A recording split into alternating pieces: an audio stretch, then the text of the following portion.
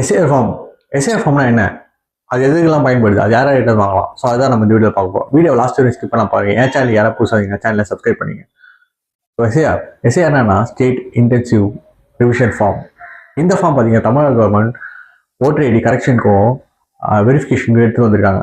So இது யார்கிட்ட வாங்கிக்கலாம்னு சொல்லியிருக்காங்களா? பிஎல்ஓஸ் கிட்ட வாங்கிக்கலாம், பூத் லெவல் ஆஃபீஸர் கிட்ட இருந்தோம், ரெவன்யூ ஸ்டாஃப் கிட்ட இருந்தோம் இந்த ஃபார்மை கலெக்ட் பண்ணிக்கலாம்னு சொல்லியிருக்காங்க. ஸோ இந்த ஃபார்ம் எதுக்கெல்லாம் யூஸ் ஆகுது அப்படின்னு பார்த்தீங்கன்னா, லைக் நேம் கரெக்ஷன், அதுக்கப்புறம் வந்து அட்ரஸ் கரெக்ஷன், அப்புறம் வந்து name deletion, new voter add பண்ணுறதுக்கு, அதுக்கப்புறம் வந்து ஏஜ் அண்ட் ஜெண்டர் கரெக்ஷனுக்கு யூஸ் ஆகுதுன்னு சொல்லியிருக்காங்க.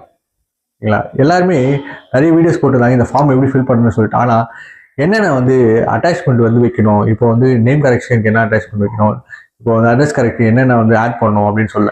ஸோ அதை நம்ம இப்போ பார்க்கலாம். ஓகேங்களா? இப்போ நேம் கரெக்ஷன்னா, இப்போ நேம் கரெக்ஷனா ஏதாவது இப்போ உங்கள் நேமோ இல்லை ஜெண்டரோ தப்பாக இருக்குது அப்படின்னா நீங்கள் அந்த ஃபார்மை ஃபில் பண்ணிவிட்டு கரெக்டான நேமோ ஜெண்டரோ போட்டுட்டு நீங்கள் வந்து எந்த ஐடியில் ஓட்டர் ஐடியில் இப்போ வந்து ஓட்டர் ஐடியெலாம் தப்புன்னு சொல்ல வரீங்க. இப்போது ஆதார் கார்டில் கரெக்ட் இன்ஃபர்மேஷன் இருக்கா, இல்லை மார்க் ஷீட்டில் கரெக்ட் இன்ஃபர்மேஷன் இருக்கா, எதில் வந்து உங்களோட கரெக்ட் டீட்டெயில்ஸ் இருக்கோ அதை ஆட் பண்ணி அட்டாச் பண்ணுங்க அப்படின்னு சொல்லியிருக்காங்க. இப்போ நியூ ஓட்டர் ஆட் பண்ணுறீங்க அப்படின்னா நியூ ஓட்டரோட ஆதார் ஐடி, ரேஷன் கார்டு, அவங்களோட மார்க் லிஸ்ட்டு, இந்த இன்ஃபர்மேஷன் வைங்க அப்படின்னு சொல்லியிருக்காங்க.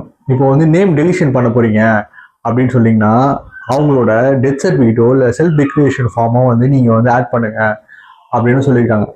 ஓகேங்களா? இந்த விஷயங்கள்லாம் இப்போ வந்து இந்த எஸ்ஐஆர் ஃபார்ம் பயன்படுது. அதே மாதிரி லாஸ்ட்டாக நீங்கள் ஒன்ஸ் அந்த ஃபார்ம் ஃபில் பண்ண உடனே உங்களோட சிக்னேச்சரை போட்டு லைக் எங்கே கொடுக்கணும்னா இதை பிஎல்ஓஸ் கிட்ட கொடுக்கலாம், டேரெக்டாக எடுத்துகிட்டு போய், இல்லைனா விஏஓ லோக்கல் விஏஓ கிட்ட இதை கொடுக்கலாம் அப்படின்னு சொல்லியிருக்காங்க, இல்லை ரெவன்யூ ஸ்டாஃப் கிட்ட இதை கொடுக்கலாம் அப்படின்னு சொல்லியிருக்காங்க.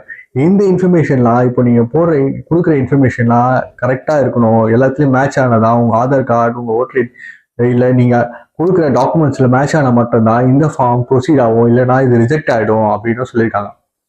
ஓகேங்களா? இது சில டிப்ஸும் கொடுத்துருக்காங்க.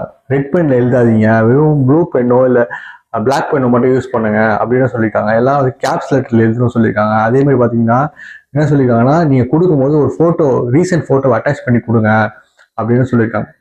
ஸோ இந்த இன்ஃபர்மேஷன் உங்களுக்கு பயனுள்ளதாக இருக்கும்னு நான் நம்புகிறேன். ஓகே, இப்போது எஸ்ஏஆர் ஃபார்ம் எதுக்கெல்லாம் வந்து பயன்படுது, ஓகே, எந்தெந்த இன்ஃபர்மேஷன்லாம் நம்ம கரெக்ட் பண்ணலாம் அப்படின்னு சொல்லி இப்போ உங்களுக்கு புரிஞ்சுக்கும்னு நான் நம்புகிறேன். ஸோ இந்த வீடியோ உங்களுக்கு பயனுள்ளதாக இருந்தால் என் சேனலை சப்ஸ்கிரைப் பண்ணுங்கள். தேங்க்யூ.